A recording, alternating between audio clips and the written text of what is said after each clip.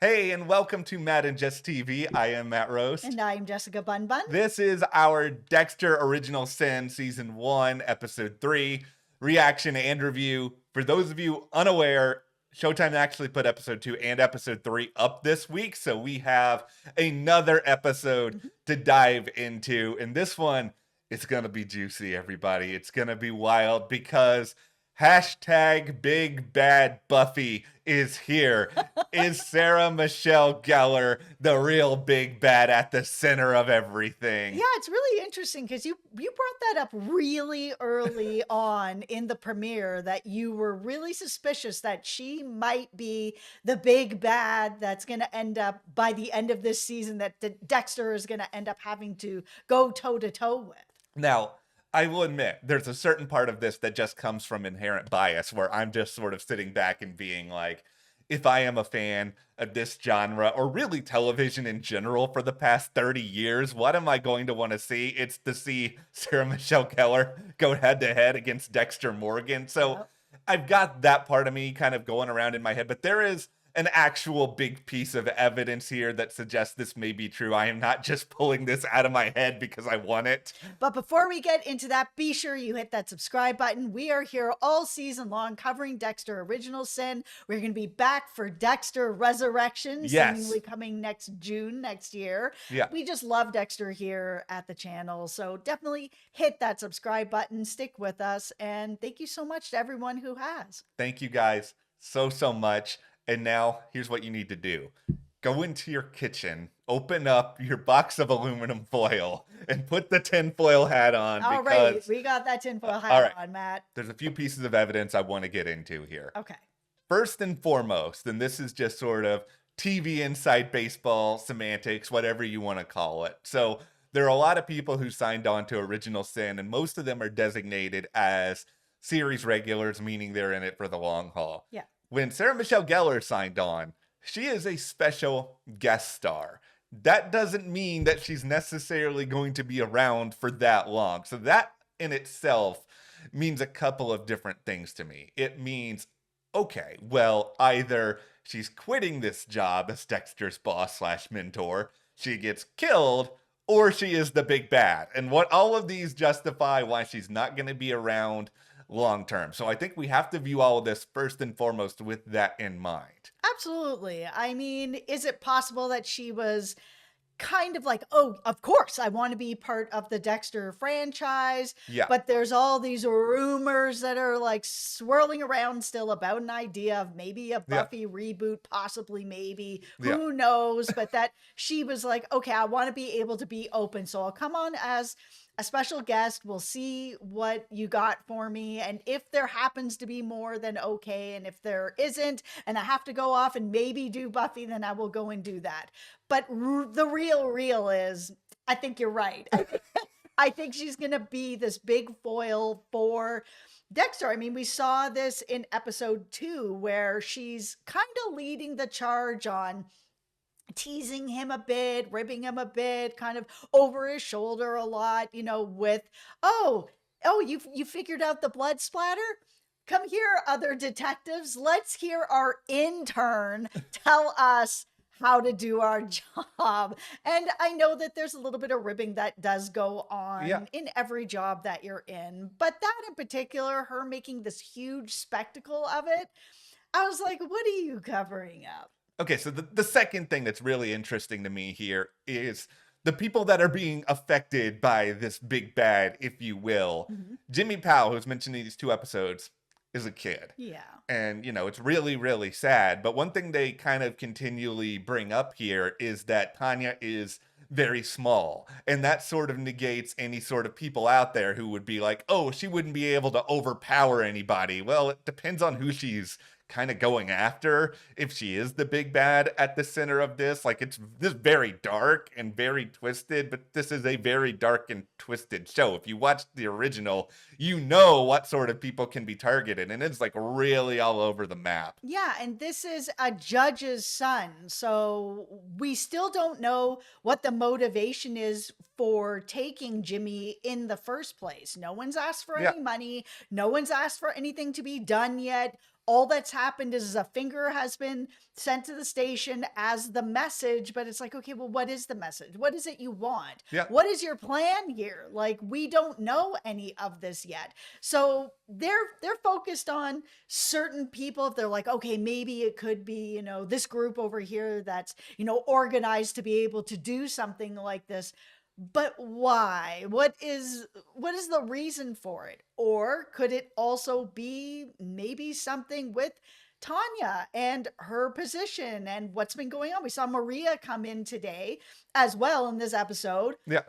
Where she's like going to the press and trying to pull out the mistakes that Miami Metro has been making. And maybe Tanya's been doing that on the sly as a big bad and doing horrible things to try to bring forward some of the bad things that Miami Metro is doing. And she's just doing it in a very different way. Yeah, she would be doing it in a very different way, but also in a way that in her mind is very intelligent. Like, another thing that I kind of clocked in here is garden equipment is being used here regarding the finger incident. And it's sort of like, okay, this is sort of being established as anyone could have done this. You're kind of making it so it doesn't seem like it's necessarily done by a professional. You could say that this is something that's being done, so Tanya's throwing everybody off the scent. However, if Tanya shows up in episode 4, episode 5, and it's just like taking off gardening gloves, and it's just like, I just had a great day in the flower beds, then I'm going to start being like pressing a big alarm button somewhere.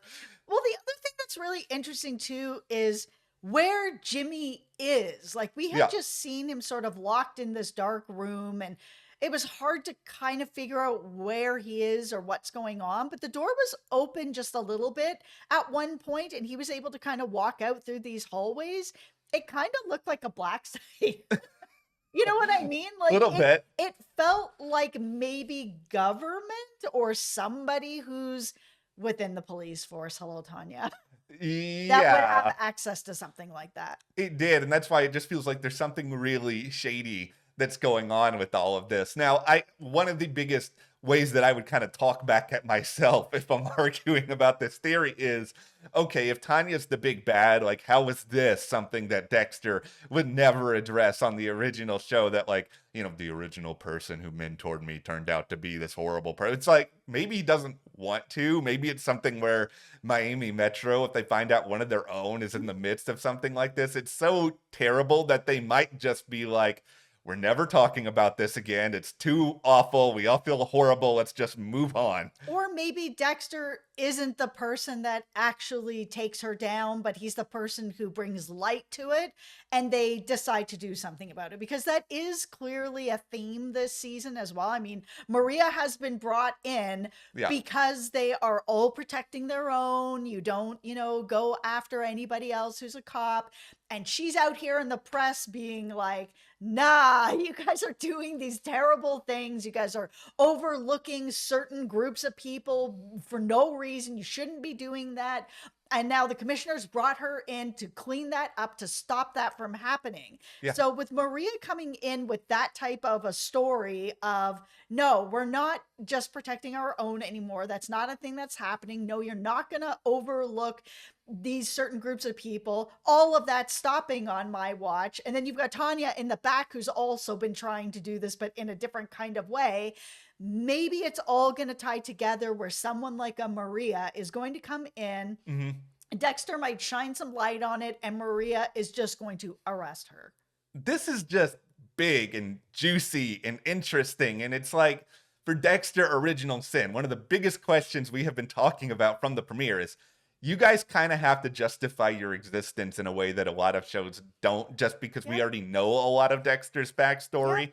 So I don't want the big bad to be somebody who is boring and uninteresting. Like, I want it to be somebody who we've already met or we have some sort of association or investment in, because then that's going to lift like the craziness of this show to another level. But I think you're right. I think if this turns out to be one of Dexter's kills, it's going to be very difficult to then thread that back into the original series, because she's never been mentioned. Yeah. And if she's one of the people that is there mentoring him and helping out. then it's too weird then if that's actually one of his kills to never mention it, to be like, oh, one of my next kills was my boss. I did just have a really, really crazy All idea, right, though. all right. Okay, so maybe Tanya is the origin story for the blood slides because, we did have the scene with the microscope that happened in these 2 episodes. And maybe this is sort of, he does the earring thing, and we all know how that worked out, and we'll talk Oh about my that. God. But it's sort of, instead of doing that, blood slides is sort of an homage to his boss in this situation. Yeah, we saw him actually pull out a blood slide. So, I mean, not for his trophies, but we Yeah. saw that they're there in the office. So that could be a certain part of it. But since you mentioned LaGuerta a minute ago here, it's time to pay a little bit of homage to Christina Milian, who I know mostly as a singer. I know mostly from her hits, several years ago or whatever. I had no idea that she was capable of this. So I was really impressed. I don't know her at all. This is my first time in the arena with her. She's perfect. She's perfect. I believed it the minute that I saw her shoes. All of it, the way she stands and holding herself, the way that she's talking, the little chemistry that's kind of going on with Angel. Yeah. It was so well done. She's perfect. Almost everything that they're doing with the casting department here, save for maybe Dempsey, but I did really enjoy that they brought up Miami Vice within episode 2 and 3, Yes. largely due to my take that I think he looks like a villain in Miami Vice. Yeah. He's still acting like a villain in Miami Vice. He is on a completely different show than every single other character, and it's kind of funny. It's also very distracting. There's also part of me that wonders if maybe he is going to end up being some sort of a big bad. Yeah. He is going to be going toe to toe with Maria. He does not like that she is there. He does not like that she is going to the press, that she is airing it all out, that she is not having him or what he's doing in this department. Yeah, he's somebody who we have to watch. I just think anybody who is a major actor who really wanted a reason to come on and do this show. I mean, obviously being a part of Dexter is a very good reason, but of course, having the promise of being able to play some like really, really meaty role, like of course that's going to be exciting for these people. Okay, let's just talk about the kill of Tony Ferrer here. Okay, I loved that Dexter went to Masuka to get a fake ID and is like, yeah, I just can't drink. So, can you hook me up? Yeah, my name's going to be Patrick Bateman. Oh my God, you couldn't be any more on the nose with that. Luckily, Masuka hasn't read American Psycho. That was just really, really funny to me on a couple of different levels. It's, for one, how does nobody else pick up on that name? 2, Patrick Gibson, Patrick Bateman. It's a little too close. It also, here's a very deep cut for everybody. I'm a child of the 90s, and I used to read these Animorphs books about kids who would turn into animals. Let me know in the comments if you guys read these, but there was a scene I remember in one of them where they were going undercover and they used the names Fox Mulder and Dana Scully, and for some reason nobody picked up on it. I was getting serious vibes from Patrick Bateman. I was so surprised nobody picked up on that. They're all in crime. So the idea that no one there has read this book, or that I know Masuka's doesn't strike us as like a book reader, but it's such an iconic character from that time, from that book. I mean, it's sort of like my background is funeral service. So have I watched 6 Feet Under? Absolutely. It's required viewing, even though it's not, but it is the biggest question that I've been asked, that most of my funeral director friends have been asked. Have you watched 6 Feet Under? Of course I've watched 6 Feet Under. And it sort of feels like the same thing here. Oh, I'm in forensics. Well, have you, read American Psycho? Of course I know who Patrick Bateman is. This just all felt very, very Dexter to me in the ways in which I like, including Dexter, who for some reason cannot figure out how to do anything socially unless it's actually required to satisfy his dark passenger, because all of a sudden, he doesn't know how to act around Deb's friend Sophia, but like right when he gets around Tony, he's really able to sort of pull off as much of the charm as possible, gets the money, and then eventually we get to the big final dramatic scenes in the quote unquote kill room close to the end of the episode. But I was kind of surprised by, I guess we can call it the show of athleticism that came before that, before we actually got to the table. I loved the way that they put this together. It was so dramatic. It Yeah. was so scary, thrilling. I loved everything about it. I love also that, like, we know where he ends up with disposing of people in the future. And right Yeah. now he's going to this gator pond, and he's brought Tony to the gator pond to watch that limb float up. I was like, oh my goodness, this Yeah. is where all the mistakes are going to start coming in, and where he's going to have to learn how to tighten up the code. The code is good in theory, but now Yes. we're in practice and it's not working. Yeah.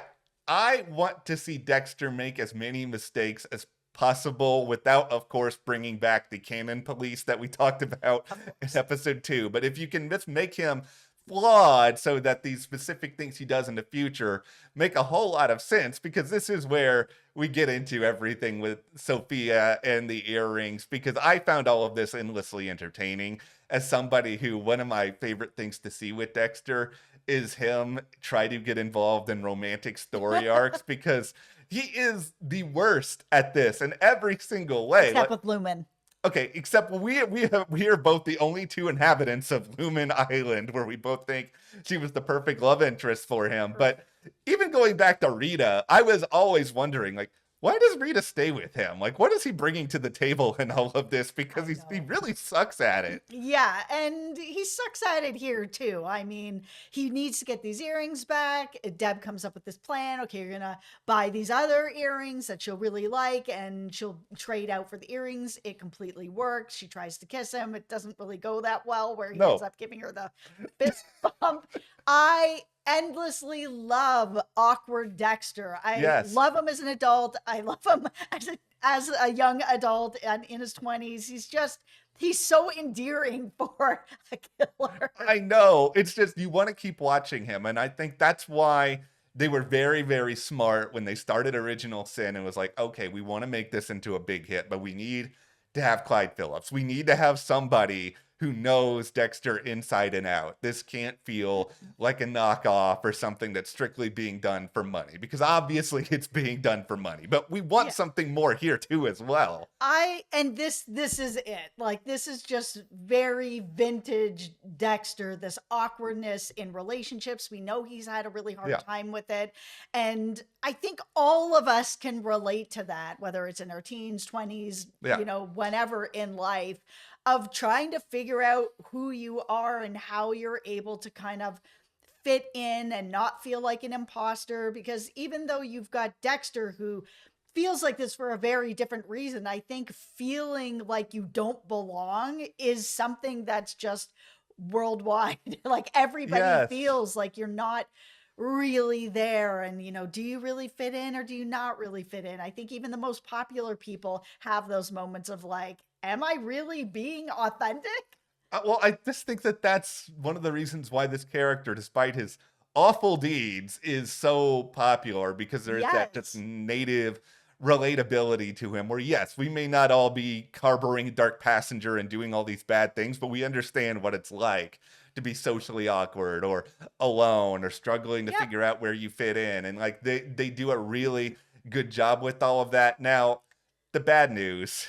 Here we go. Beep, bop, bop, bop, boop. Let's go into the past with Harry and Laura. Yep. See, here's the thing. I mean, I don't want to just harp on the same thing all season, so I'm not going to spend forever going on it. But if it doesn't work, it doesn't work for you. It's just, it hasn't changed at all from what I thought about episode 2. It's just, this story still is not working for me. It's totally unnecessary, and it's just all of this stuff we know. So maybe you guys can still surprise us. I'm not giving up. I will give you guys a chance to explain why this is important. But if we get to the end of the season and this is all just Dexter by numbers, then it's just really like, okay, you wanted these episodes to be close to an hour, so you shoved all this in here. You gave Christian Slater a wig, and you were just like, here, go to work, and then we're just stuck with this. Yeah, it feels a lot like the later seasons of Animal Kingdom, where they had young Smurf and you were going back in the past, but nobody cared about this. Everybody wanted to be in the present with what was going on with these characters. And we kept getting brought back and brought back. And the same thing is happening here as well. I really couldn't care less about the past right now because this is stuff that we mostly already know. Yeah. I want to get to the point, I said this in the last read, I want to get to the point where Harry is actually getting Dexter, and then we see that little pocket of time after he first gets Dexter, brings Dexter home, and is now figuring out what's going on with him even as a young child. That's just the stuff that's most meaningful. I mean, the title of this show is Dexter. It is not Harry Original Sin. I understand Christian's a good actor. It's just there's only I think you mean a great actor. Okay, he's a great actor, but you can only do so much with the material. And it's just like the material in the past. It's just sort of like, I would rather at this point watch Batista dance or listen to Masuka do that laugh like 2000. I would take either one of those over having to watch that much more of the Harry storyline. I would rather just listen to Sarah Michelle Gellar just come out and be like, yeah, I am the big bad, and here are all the different reasons why. I would be game for any of that. I think if they were just giving me something fresh with the Harry storyline, yeah, I would really be here for it. I love Christian Slater. I love the character of Harry. Yeah. And while we learned some stuff about Harry in the original Dexter, we didn't learn as much as we could have learned. And here's a perfect opportunity to do that. This show through 3 episodes, like obviously it's not perfect, but it's just... Oh, it's getting better and better though. It is getting better and better, but it's just quintessential entertainment. It's nostalgia. There's great mysteries. It's just sort of like, what else do you really want from television these days? It's both old school and also still new. I like that they resolved the whole Tony thing in a couple of episodes. There might still be a couple of mini arcs, but we still have the bigger mystery as well. So there's a lot to come. Yeah.